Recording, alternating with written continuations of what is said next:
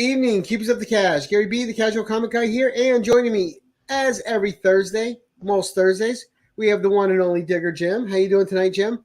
Fantastic. I am Always ready nice for the to have you weekend. as a wingman, buddy. Thank you.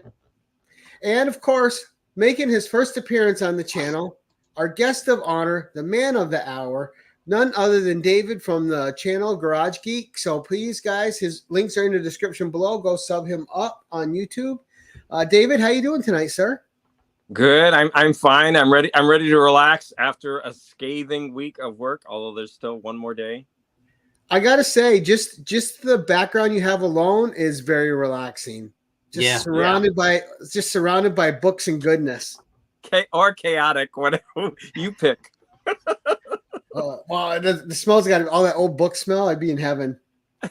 We are going to go say hi to the chat real quick, and then we're going to come back, and Jim and I are just going to ask you the most invasive personal questions we can think of, and we're going to just lay you open, buddy. Get up in there.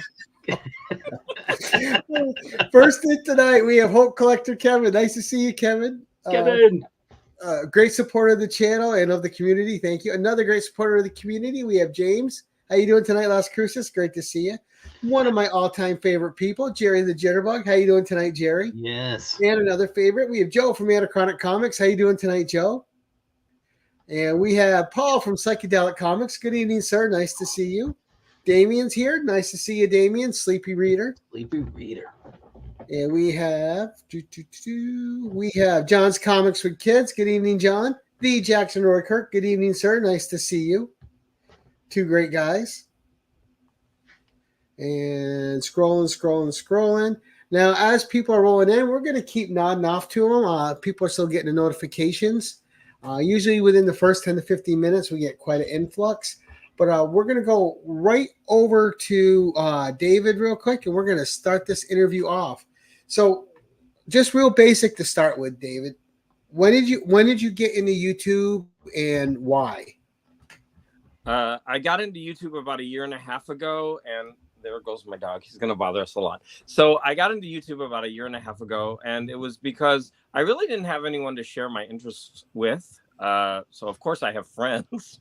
I don't want to say I don't, but nobody who likes, comics and, sci-fi and music like I do. So that was why I started my channel. Nice. Now, I also noticed, just by watching your videos and being a fan of your channel, that you're a collector's collector. It's not just comics. It's not just records. It's not just novels. It's not just pulps. You collect a vast amount of things. So since you were a kid, has the collecting bug always bit you? And where do the varied interests come in? So yeah, that's very true. I would say I'm borderline hoarder. I have to keep everything in the garage, so everything of mine has to stay. That's why you can see it's almost like tumbling down on me. So none of it can go in the house. I don't know.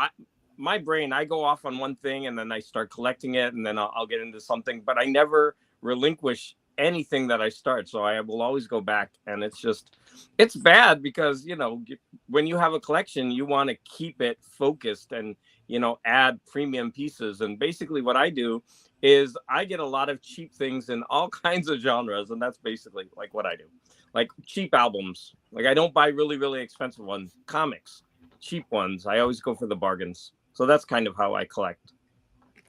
What is that, as long as you're getting your enjoyment out of them? I'm dying to know what that is above the albums. The yellow up there? No, on the other, where you're on the above where the albums are, they're yellow box. These. Yeah. Oh, so I recently started collecting these. This is a collection of science fiction paperbacks from DAW, and they were put out, I guess, 60s, 70s, and they're numbered. And to a collector, it's got a number. Okay. So they're actually arranged in order.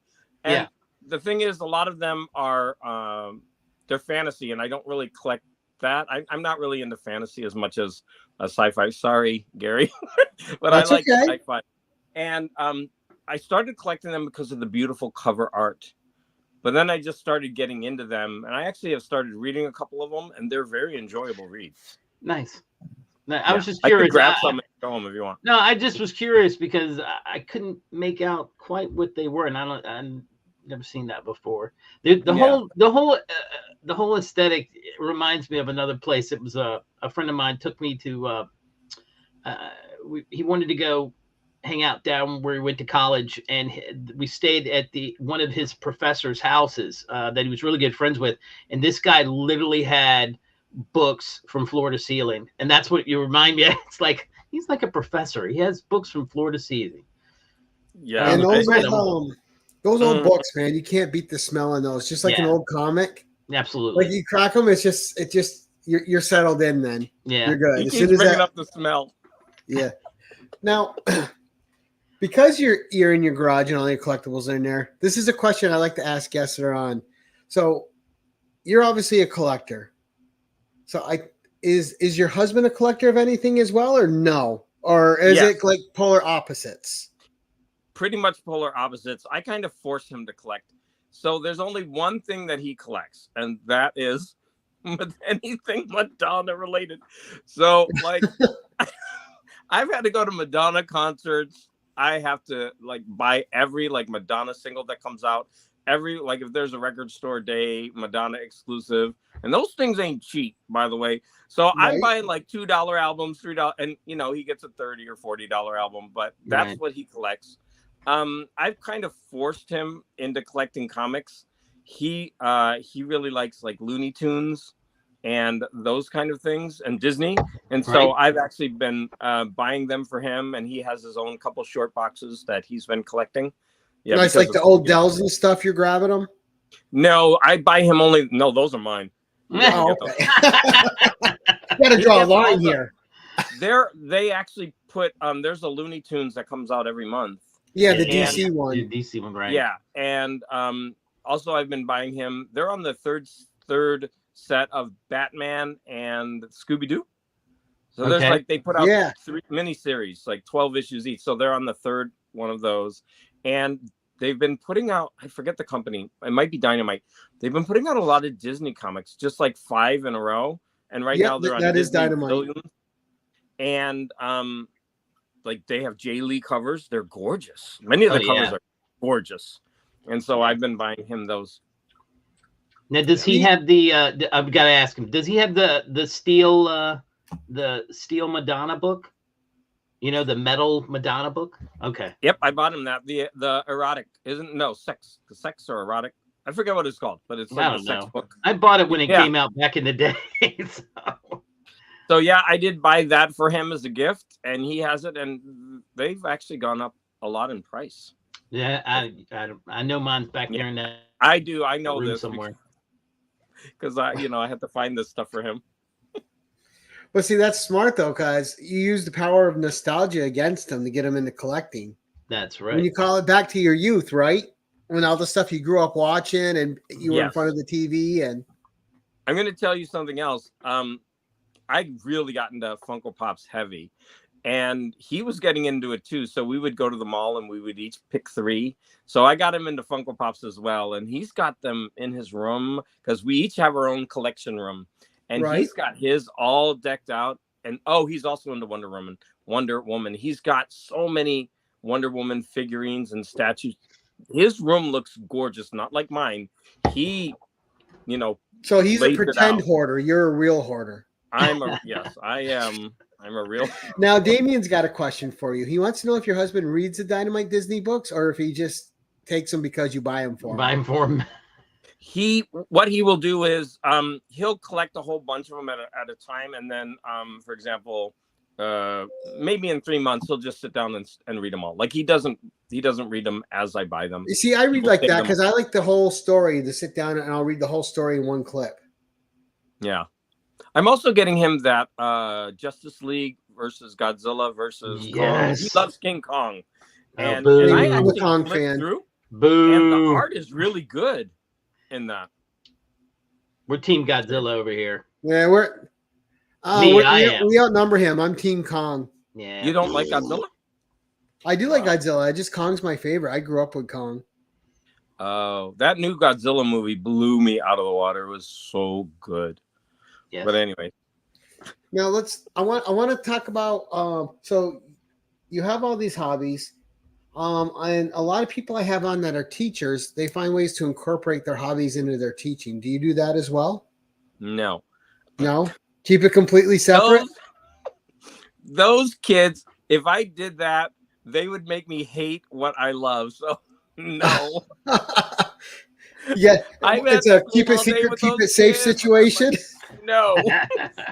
I share my love of literature with them, and because I love literature, poetry, stories, but that gets taxing, right? Because these kids don't want to read. They're like, I hate reading. You know, it's like a nonstop litany of why they do not want to read. And so just sharing my passion for poetry, you know, I hope that that inspires them, but no, that's as far as it goes.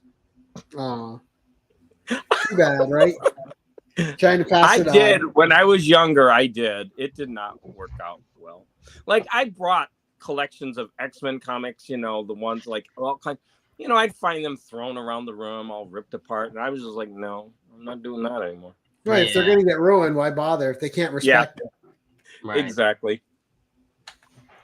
Now, Right. so like many of us, you started YouTube and you found a community where you can share what you love and you know, because when we grew up, if you like comics, you weren't going out and talking to anybody about it because there was no one to talk to about it. You know what I mean? No, Yeah. you were like in your area, you would be the only one that liked it. So you read this great story or you hear this great album, whatever it is, you read this great pulp book and you have no one to share it with.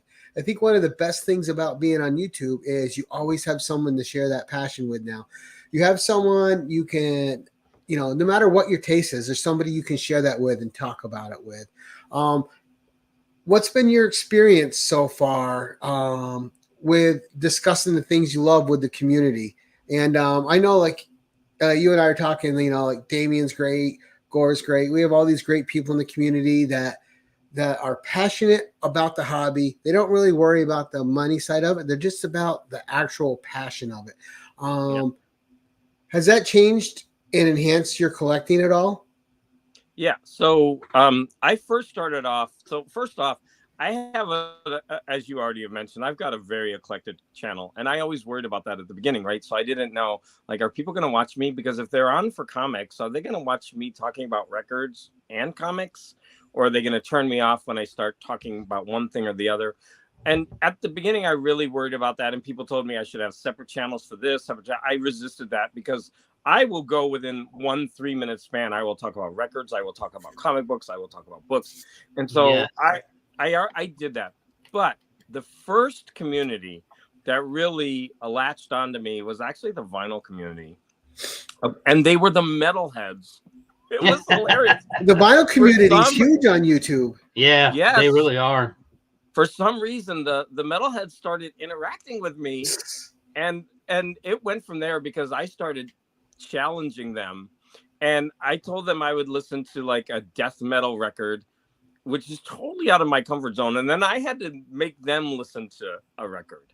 And for a while I was going back and forth with that, and it was pretty interesting, right? And there was, like, I remember there's I forget what the group is called, but the album is called At the Gates, and I could not get through this album. It was so heavy and so hard.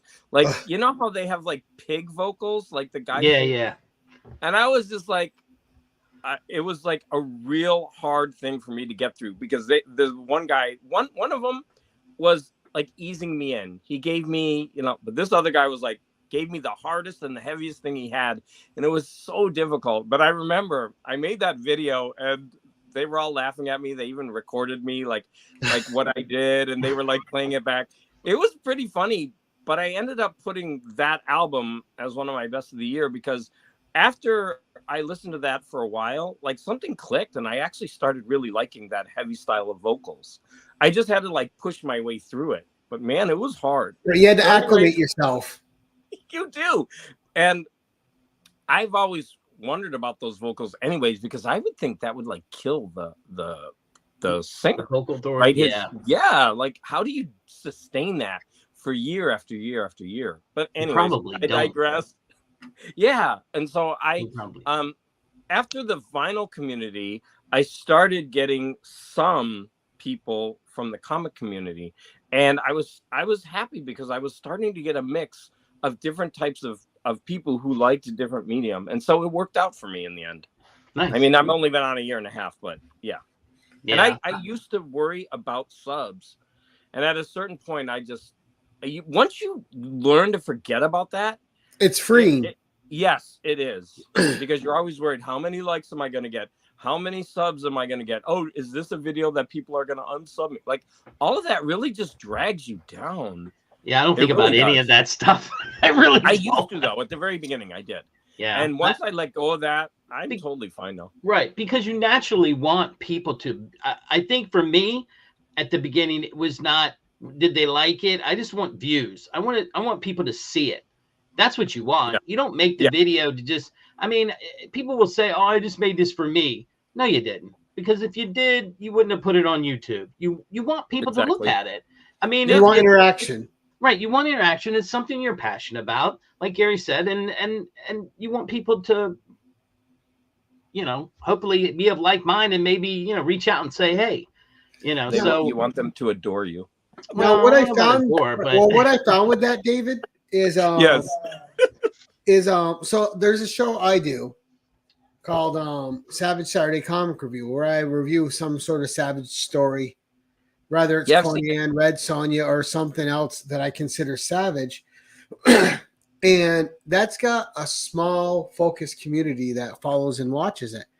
And that's one of my favorite things to do, because it doesn't need to be big. It doesn't need to be viewed by everybody.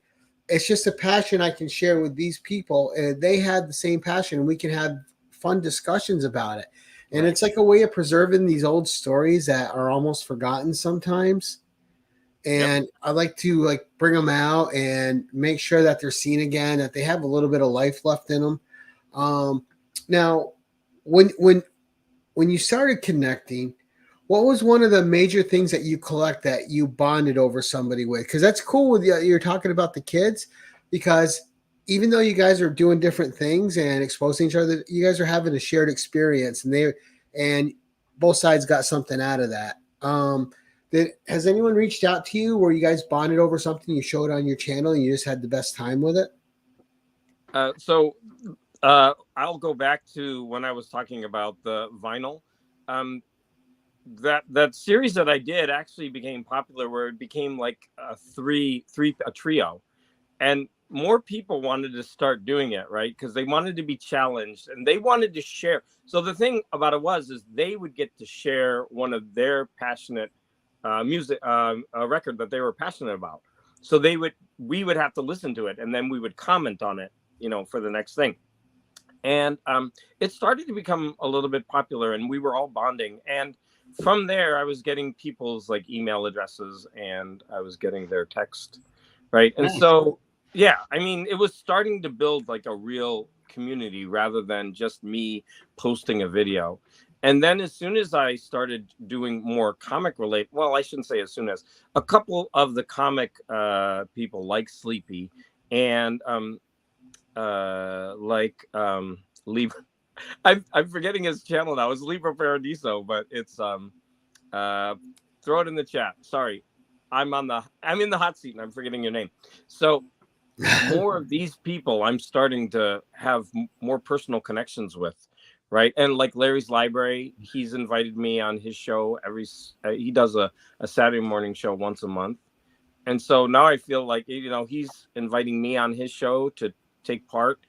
And so these kind of things are building this relationship, which is what I really wanted, right, from this in the first place, where people just get together and talk about, the things that they love. Nice. Right. You have a shared experience together. Right. Yeah. Right. I've got a couple of people in foreign countries as well that are, reaching out to me, especially a couple of people in Denmark, right? There's Kim at This Is Music and Morten Assad. He does music and comics. It's starting to go a little bit more than just, the United States. Nice. Well, and I think that's a fun part too, because there's what I consider now good friends I have way outside the U.S. One of them that comes to mind is Torsten over Varangian Vigilante over in Austria.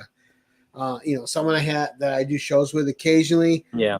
Someone I talk to quite often on Instagram with messages because it's easier. But it's cool, and the time zones can be a hassle, but you overcome that stuff. It's like me and Chris the Comic Vet in Canada. No, man. It's a foreign country. It counts. Now I've watched you talk passionately a lot about records, so I know music's a huge part of your life.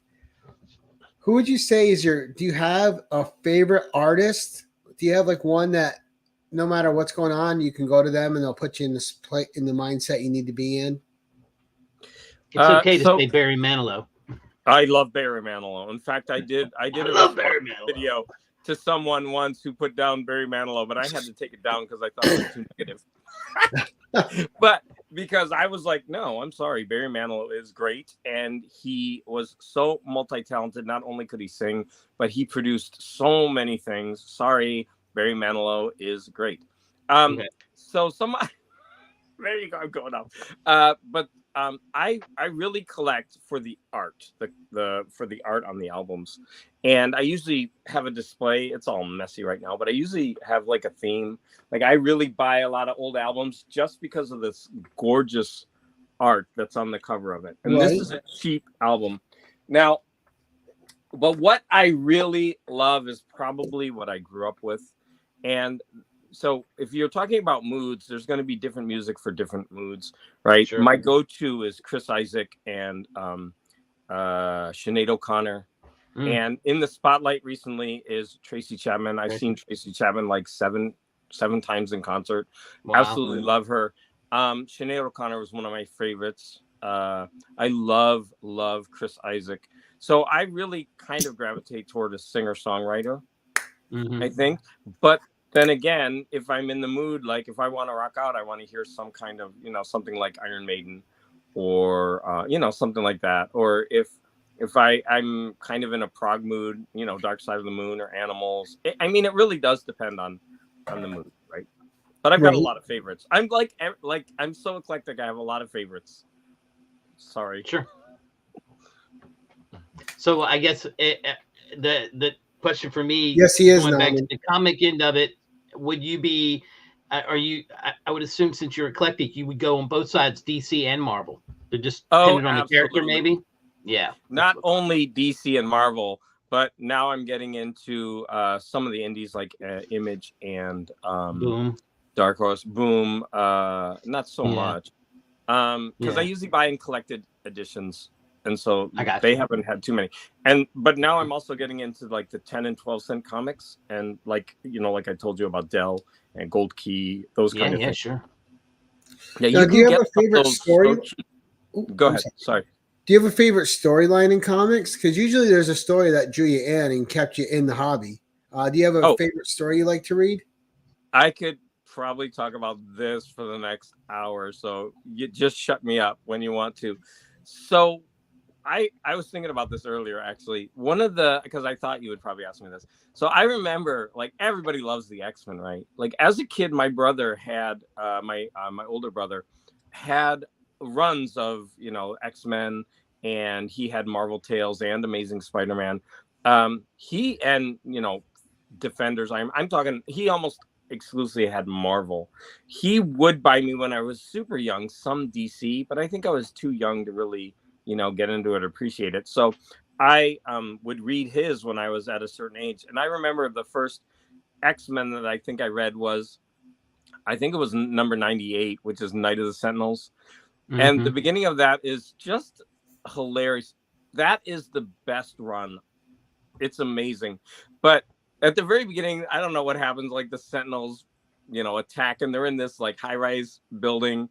Right. And Scott goes flying out of the thing, and then they're all on the ground, and they're like, "Oh, is that Scott up there?" And so Storm goes flying up, and she grabs him and puts him down. He's like, "Oh, thanks. I think I would have died if I had been up there a minute longer." I mean, I don't know why I remember that, but it's hilarious. I'm like, "Oh, is that Scott all the way up there?"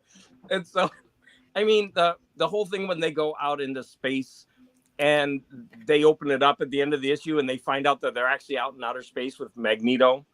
And that's the first time that I think Jean realizes that, you know, those claws of Wolverine's are a part of him. Like, they didn't know that before. Like, they thought it was a costume, part of his costume. And then, yeah, for some reason, like, it was in that issue. I mean, that whole run was just phenomenal. Like, when they are with Arcade, those are my favorite issues. I don't know why. They're silly. Arcade is like the dumbest villain ever. But I love but it's those fun, right? Yeah, when they're in Murder World and they're trying to fight through and they go from one I guess it would be like alternate kind of reality for them, or they're just like murder rooms and they're like trying to like hook up again after they've all been separated. Just fun stuff. Right. Another run that I absolutely love, I've talked about this a million times. Defenders is one of my favorites from when I was a kid. And it was around issue number 23 with the Sons of the Serpent. And within 10 issues, so much goes on. They're attacked by, it's like a terrorist group, the Sons of the Serpent. Then they go into outer space and they meet the Guardians of the Galaxy. They get trapped on these, you know, planets and they have to fight the Badoon. That's one of the most hilarious things ever because they get trapped. So Valkyrie and Hulk get trapped on a Badoon planet and the males are all sophisticated. This is hilarious. And the females are like swamp dwellers. Okay, I don't know what's going on with feminism there, but Valkyrie, of course, is never allowed to hit a female. And so when she finds out that the whole planet is just females, she's like totally useless. And so it's up to, it's like the Defenders was the best. Now, the one scene that I remember, I don't know why, this is like imprinted in my brain, but Ant-Man, is that, oh no, Yellow Jacket. Yellow Jacket rescued these two kids and he's flying down with the kids, or I don't know if he flew, but he lands and he twists his ankle. And the Sons of the Serpent, they're chasing him. And so he gets the two kids to safety and they come up and they like just clobber him over the head and he's out. I mean, it's kind of those things, right? He sacrifices himself, you know, to get those kids to safety. But I mean, that's pretty brutal when you think about it for right. kids to be reading that, right? So, yeah, right, Defenders. Right. I loved the Defenders, and I could probably pick something from all those early Marvel, like the what was that guy's name who in Spider-Man, was he the Jackal? I can't remember his name. Yeah. He's the one who cloned. Yep, that's the Jackal. Yeah. Mm-hmm. I mean, when they throw Spider-Man off the bridge and he's wrapped up in chains and they're up there dancing and laughing, I mean, that stuff is come on, that is the best ever. Now, who's your favorite villain in comics? Oh, everyone's got a favorite villain.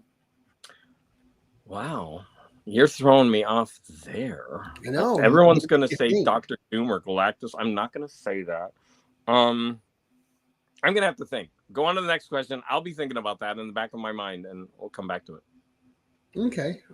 Now, like we touched on earlier, you got a lot of stuff you collect. What's one of the more oddball things that people wouldn't associate with you that you collect? Like people that know you in your everyday life. Like if you told them I collect this, they'd be like, "Oh, wow, never saw it." Well, I do collect cards. I collect science fiction books. I just started collecting pulp magazines. I don't know. I think I do a collection of 8-track tapes. I'll go with that. I have a collection of 8-track tapes. Yeah. Yeah. I don't even know where you. Now, do you have an 8-track player that you can play them on, or is it just for the? What? Do you have an 8-track player you can play them on, or is it just for the collection of them? So right now, I dismantled my stereo because I need to like figure out some space, but I do have one. I had it hooked up. I actually had 3. I got rid of 2 of them, and I'm going to tell you that the sound of course is horrible when you compare it to a CD or whatever. But there's nothing like it. I'm sorry, when you put that cassette in and it just goes in a loop. There's something about it that's magical, and I love listening to music that way. Nice. That's good. There's something like even like when you would put them in, you'd have that like white noise at the beginning. That I don't even know how to describe it. Yeah. Damien's got a question. And wait, for one you. more thing. And then they split the tracks, right? Because they can't complete a whole track. It goes from one track to the next, and tracks are split. It's hilarious, but that's the way it was back then. Damien wants to know what was the first album that you remember getting excited over, or like, oh my gosh, I gotta have this. And all right, well, I will tell you that I bought so many as a kid, but so I'm gonna remember that when CDs first started, I was excited because I think I took the bus with a friend to an area. I'm from Cleveland. It's called Coventry. It was actually about a 40-minute bus ride. And I went in and I had enough money to buy 2 CDs. And so I bought my first 2 CDs, and they were Frankie Goes to Hollywood. And I am not apologetic about that. I love that album. And that's their Welcome to the Pleasure Dome. And I think the second one was the Genesis album. So Frankie all the way. Peter Gabriel singing Genesis or Phil Collins singing Genesis? Phil Collins. And I'm an unapologetic Phil Collins. I got bashed by the punks. The punks came at me hard because they were doing a thread and you had to show your punk singles. Right. And they just said, show your singles. And they all had to be by the same band. And you had to show 5. So I showed my 5 Phil Collins, like 45 singles. And they came after me. They were mad. Dude, I showed Phil Collins. I'm like, I don't care. Genesis was loaded with talent. Yeah. I saw Phil Collins. Come on. I never saw Genesis, but I saw Phil Collins like 4 times. Yeah. Phil Collins is great. And I was a huge fan of Peter Gabriel. Every time he put an album out, I just thought it was exceptional. Yeah. I saw him. His world music is amazing. Yep. WOMAD. Oh, wait, is that right? I think so. Just the different instruments and sounds and the talent that he incorporates on his albums was absolutely incredible. Last Temptation of Christ. Gorgeous. And, whenever he put a video out, you knew you were in for some kind of visual treat because it was going to be out there. Yeah. I have his collected video DVD. Oh, no. Uh-oh. You did a flippity I didn't. That's okay. I'm tired of being large. No, I didn't touch anything. I'm over here. I don't know why it did that. That was odd. Oh, I know. I think weather?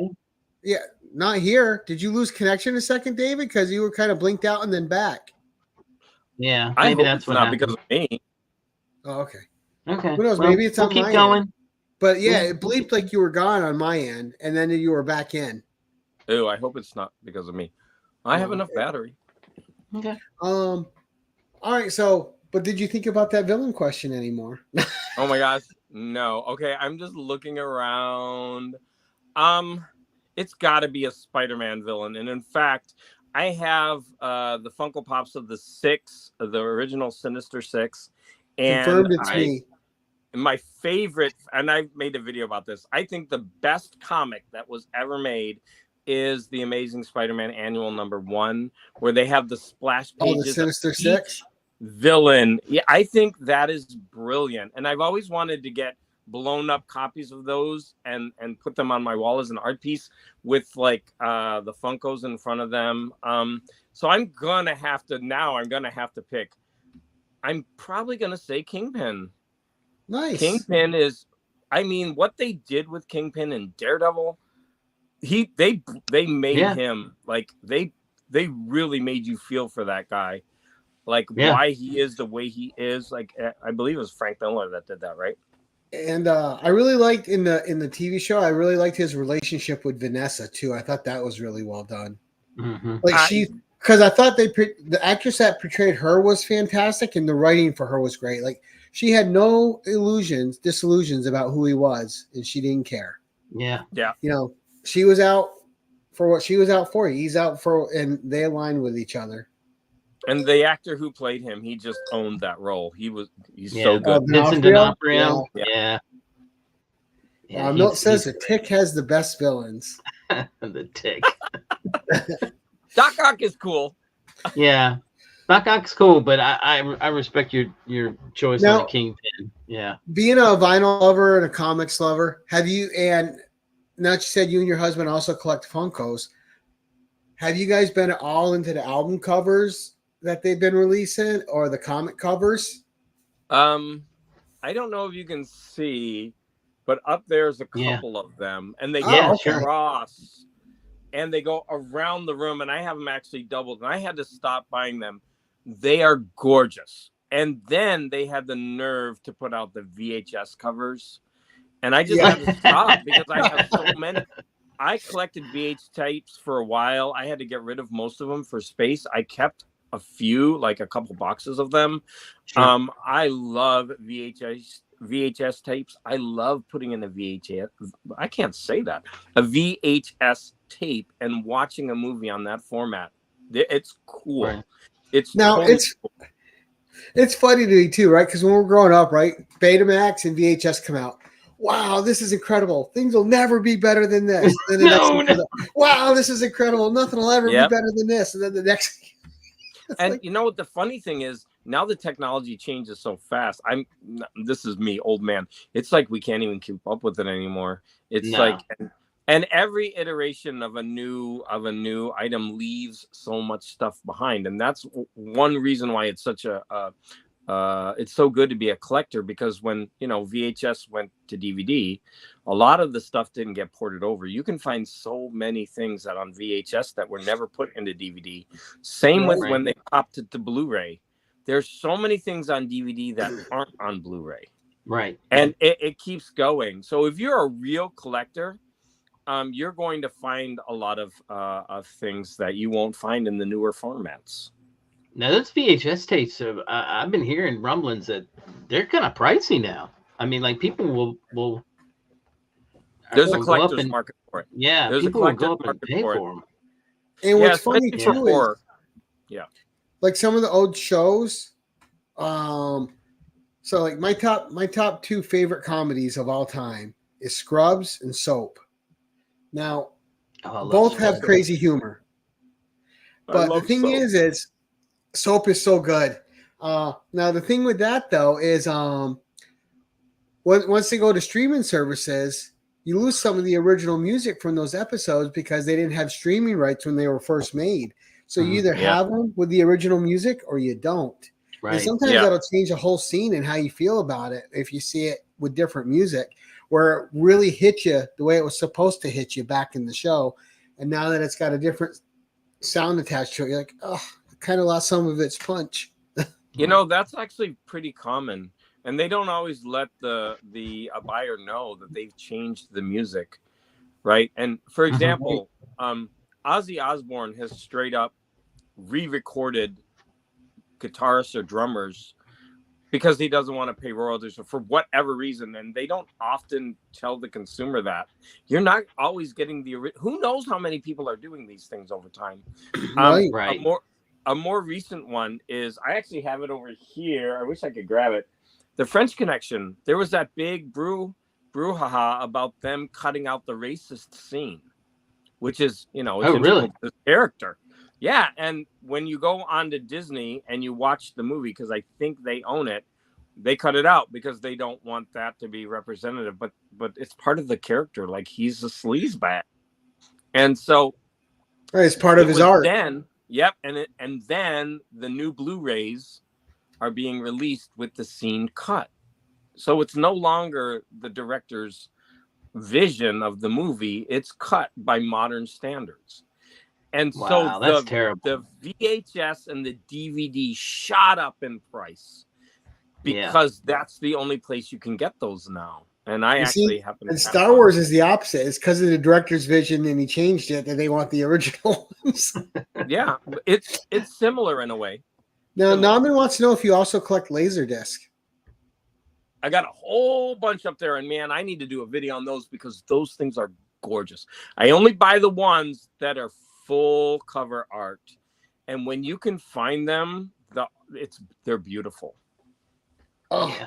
And Milt just said another one of my favorites. WKRP in Cincinnati. Yeah. Man, that I love WKRP in Cincinnati. Oh my favorite character was Bailey. She was hilarious. The turkey scene, the Thanksgiving. The Thanksgiving one. That makes me laugh every time I see it. That was just a brilliant show. Just, Yeah. oh, so good. And I love the irreverent comedies. They don't necessarily have to be the number one comedy. Like Soap is something I'm legit sad is forgotten by people because Soap was so good, so ahead of its time. And just watching Bert and then his foils was hilarious. But there was so much going on with the whole family and everyone on that show had They had a something gay that was character. great. That Yeah. was like one of the first times I ever seen. Yeah, Billy Crystal. Character. Billy Crystal, Yes. yeah. And he was hilarious. I still remember the tennis guy comes in. Do you remember that scene? And they all say his name. And Billy Crystal's the last. They're like, let's say his name is James. They go, James. And he goes, James. I remember that to this day. That was hilarious. Okay, God. Gore wants to know what your favorite novels and movies are. He said he wants to know Libro right now. Paradiso, right there. Gore. Hey, good evening, Bobby. Okay. Nice to see you. Gore, I'd have to do a whole hour on that because, man, my favorite novel, bar none, is Remains of the Day by Kazuo Ishiguro. My favorite movie, I don't know, I'd have to think. I love a lot of different movies for a lot of different reasons. Joe? Now, I'm going to guess you have the same affinity for this as I do because we're men of a certain age, let's say. We're not getting old. But we're just I have a love for a group of black and white movies too, and of course Ray Harryhausen, where it's not modern effects, but there's something kitschy and something that still holds the magic every time you watch it. Like that sense of wonder, that sense of magic can't be replaced. Yep. With anything that's done modernly. Mm-hmm. So I actually try to review a couple of. I love B movies. I watch them all the time. The cheesier, the better. They're hilarious. So what I will do is I watch them and I take screenshots. And in my Friday night videos, I usually talk about the movie and I show the screenshots, how ridiculous they are. That's why you watch them. They're just B. They're funny. But they hold my attention more so than a B movie that's made now. Right. Like them, yeah. I can watch them and have a blast with it, and that was surprisingly violent too, with the giant ants or Attack of the Killer Shrews and just fun stuff like that. Yep, I love all that those old sci-fi movies. Abbott and Costello. Yep. God. So I thrive on old movies. I do. Yeah. Yeah, I love them. And I think, I remember when they started doing that, we're putting it into color. I watched the movie in color that I'd originally seen in black and white, and I was like, it looks weird. He looks weird. I would rather watch it in black and white. I mean, it was like a Gary Cooper movie, and I was just going, he looks weird, because they didn't do it well. Yeah, I love watching really old movies on Wizard of Oz. Yeah. Oh yeah, the monkeys. And I remember when that was played every year on TV, the Wizard of Oz. Oh yeah, growing up, absolutely. Played every year Thanksgiving in Cleveland. Every single, and we would be so sick of that commercial because they would play the commercial. Have you ever heard of Kong? Which one, the 33 or the 76? Yes, the 33. They played it every Thanksgiving, and for the 4 weeks leading up to it, it was always that commercial. And man, that line, I can never forget that line because I've heard it at least, I would say 1,000 times. Yeah, the guy hanging himself, man. One of my favorite old comedies, and this isn't black and white, but it just reminded me of it because Matt Woods was posting about seeing something in the watching something today, and I'm like, yeah, I saw that in the theater, which was Ferris Bueller's Day Off. But the one that I watched over and over when I was young, and and when I say I watch this movie constantly, I watch it constantly, was Stripes. I love. Oh yeah. Oh my God! You know what? Stripes? Are you kidding me? I think it's one of my all-time favorite comedies. Huh? They played Stripes on cable, and remember when we used to have cable? If you were lucky enough to have it, they would play a movie on repeat. There'd be that movie, then 2 or 3 others, then that movie would play again. It would be repeat. And I remember Stripes being on probably HBO, and It's not like now where you can turn the movie on. It's like when you sit down and you turn it on, you started watching from wherever it was. Yeah, wherever it was at. I remember Stripes being on there, and you couldn't escape it. So good. You had to watch it. Yeah. Gary wants the Aunt Jemima treatment. That's what he wants. Right? Jerry saw Stripes in the theater. I'm jealous, buddy. That's one I wish I saw. Yeah, I would have loved. Yeah, I wish I had too. That would have been great. I actually saw them in the theater, not when it was first out. You know, one of the things too, David, that'll make me like, it's not often I feel old because I have a young state of mind, but something that'll make me feel old. And I remember the first time it happened was when Gremlins 30th anniversary came out, and I was like, I saw that in the movies. I'm like, how is it 30 years old? And that was what, 20 years ago? That happens a lot. That happens a lot these days. One of my students said something this like 2 days ago, and he was like, "Mister, how old are you?" "Oh, I'm 56." He was like, "You're as old as my grandma." And I was like, "Wow, that's a nice thing." And then the kid regained consciousness at the nurse's office. and then he said, "Wait, you're older than my grandma." So he had insult to injury, and I was like, "Okay, thanks." Congratulations, Billy! You got your first F. Imagine you're failing. I'm as old as someone's grandma. Oh, that's funny. But you know, that's the one thing I'll give collecting, though. Collecting keeps you in a young state of mind. It does. Yeah, I think I agree. Sorry, it probably gives you a purpose in life. I mean, we have other things to do in our lives, but it gives us our own purpose. It gives us something to look forward to, and with YouTube interact with, and this does keep you, feeling young. Right. Yeah, right. I would wholeheartedly agree. Nice. Do you have are there any specific collecting goals you have? Like, I mean, you were talking about one with the pulp. Is there like a, like with comics, there's certain people are like, I'm going for this run. I'm gonna fill out this entire, like I did one year. I did all the Marvel team ups. I was gonna buy every single Marvel team up because I loved reading those growing up, because you could get it one book, one story. There was none of this crossing over into another thing. So I didn't know if you had a goal with the pulps or anything. Like, my goals often change. So it's for a second garage. Yeah, I really do need more space. I really do. I mean, I really need more space. I've been trying to do a room tour for about 6 months, and I just can't get it looking like it needs to, so that I could show it off. Collecting goals.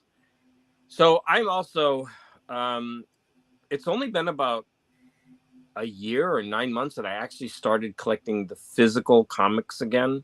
Sure. I had a huge comic book collection when I was young, 23 long boxes. And for years and years and years, they were at a friend's and they were being stored.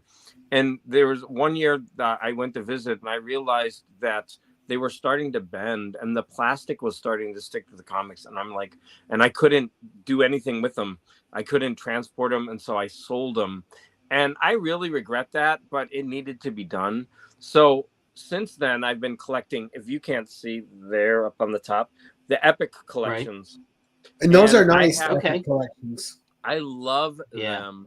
I have almost every one of them. When they first came out, I didn't have a lot of money, so I missed a few, thinking that they would be reprinted. I think they will. I'm missing like about like 8 or 10 Star Wars, but those seem to be like hard to find. But anyways, so I am collecting all of the Epic collections, but recently I've been getting into the 10 cent, like I told you, and the Dells, and I'm really trying to collect as many of those because the painted covers on those things are gorgeous. Right. And I love them, and I love displaying them, and I love putting a 10 or 12 cent comic book into Mylar. They look so good, and the art is very different from now. So I don't know if you noticed, but did I glitch at all? No, you did. No. Okay, all right, because you like went and then went like this. So, but anyways, every once in a while I will dip into trading cards. I know, Gary, you've been showing off the Frasettas and the Conans. I think you should. Yeah, and I don't have a lot of cards, so like when I'm done showing those, it's pretty much over. Oh, you'd be surprised, Gary. There are so many art cards that are similar to Frazetta, and they're fantasy related. Like there's the Hildebrandt ones. You could do this for a long time. And I don't know if you can see that right there. That thing, which I should show off right there. It's got trading cards in the front. Yeah, it's I see one that. of these. It's a trading card holder, and it has dividers, and you can put your cards in there. I really like it, and they're in the front. They have little slots to put in individual cards to kind of show them off. And nice. Yeah, I bought like a recent set that I bought was old movie posters. There are some really interesting. And those get expensive too. Old movie posters, you could pay thousands for some of them. Yeah, but these are just the cards. I'm not gonna. Wow. I have a small collection of posters because in my bedroom I have those frames that you can pop open, put in a new poster, and pop back. But I'm not gonna start collecting. Like, there's a huge market for posters. Even Mondo, like you're gonna pay $60 for a brand new poster, and they put them out all the time, and so it's like, ugh. And I've also been collecting a lot of the like the paper the science fiction paperbacks. So I'm kind of like in that kick. And those a lot of those have beautiful painted covers on them too. Those old sci-fi books. Oh yeah, they're gorgeous and weird, and just like weird eclectic art, right? That you don't see anymore. And there's even going to be, I think in March in Los Angeles, there's going to be a vintage paperback convention. Really? I've never been to one of those, so I'm going. I'm sure it's going to be a lot of fun. Interesting. Okay. Man, just smelling you in that place must be amazing. And well, I was just curious because I mean I can see that you're all over the place with your collecting, but at the same time you have to have a focus to a degree. The art. That's part of what, and it's obviously it's the art, because I often say this on Gary's channel. When I started collecting as a kid, it was for the art. I mean, I read the story, I love the story, and you mentioned the X-Men, and Chris Claremont definitely kept my attention with the Dark Phoenix saga that followed up what you were speaking of beforehand. But it was the John Byrne art. All right, now we're flipping again. It was the John Byrne art that drew me in and made it palpable. Same on the DC side, the George Perez, with Teen Titans. I probably would have never gotten the Teen Titans if it wasn't for George Perez. So yeah, I appreciate the art just as much. And I apologize. I don't know what's going on with my connection. I'm going to assume that was me that glitched again. I'm going to just blame you. I'll never take the blame. Well, so that's all right. Well, Gary said it was me earlier, and he's also taking credit for corrupting you into single issues. He's actually that sleepy. He's nasty. Yeah. He's gotten me into so many expensive things. So would you call him a dirty influencer? Yeah. So I've actually been Damien's on his show a couple of times. He is that dirty Damien.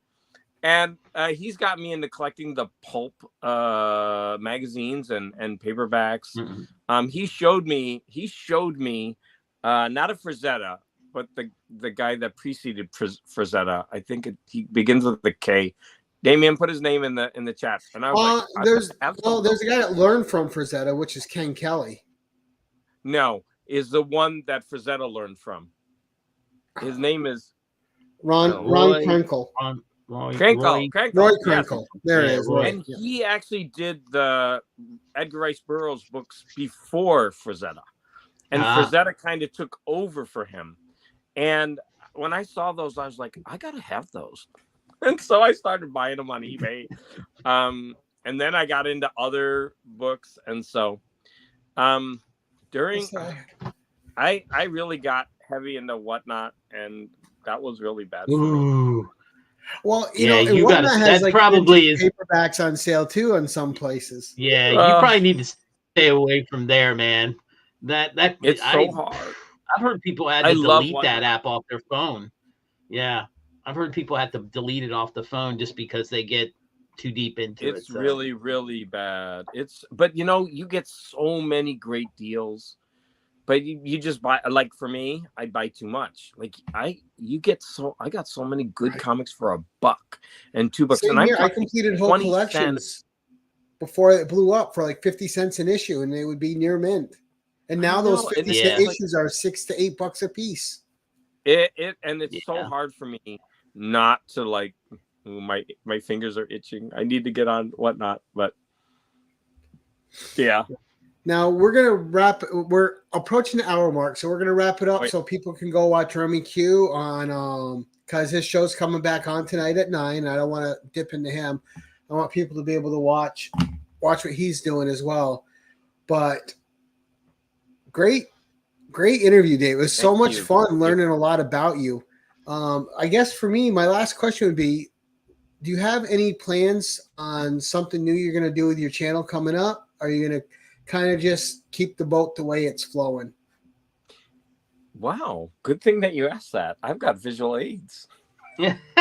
So I actually just started something. I did it once, and I'm doing a monthly live stream. This is very new for me and keeping it eclectic. So we are discussing 4 items: 1 recording, 1 movie, 1 science fiction novel, and 1 graphic novel. And I'm gonna do this every month. So if somebody wants to read or listen to one or watch, you can take part if you want to. So it's kind of like these are the 4 things that are for the month, and this is you can join in or not. And I also invite people to jump in like this. Nice. Yeah, so I did it once, and it went pretty well. Nobody read the book. Now, Jim, did you have a last question, or? I don't. Don't. So we're gonna go around the horn here, and that's not what I wanted. Let's see, Jim, what's coming up for you, sir? I don't have anything on the horizon per se right now, but it's supposed to be like 60 every tomorrow and Saturday, and that's prime digging weather. I've already told my wife I'll be out digging, looking, door knocking, going somewhere. So I'll probably shoot some video. I have to get out there and dig for some stuff. See, you don't know him, David, but he's a grave digger. Yeah, I dig up people's graves and get there, So check out my channel. I do it live while they're dead. But yeah, no, so I'll definitely be doing that. I'm still working on some other things with comics. I haven't really gotten anything coming in, and I need to come up with something. But maybe I'll get on David's show and read a book or something and speak to it. Ooh, there you go. You know what? Just open up one of those boxes. I did this recently. I pulled 5 comics. I read them. I took pictures of it, and I just shared that, and it went really well. I think that we have a treasure trove of stuff. We don't need to buy more, but we need to buy more. But we have so many things that we could share with each other that, I think, you could do that. Look at all those boxes you have. I want to know what's in those boxes. Okay. Well, so it's a suggestion. But you go out and buy stuff you want to. Oh, yeah. How about I shut up? Now, here's what would coffin flop.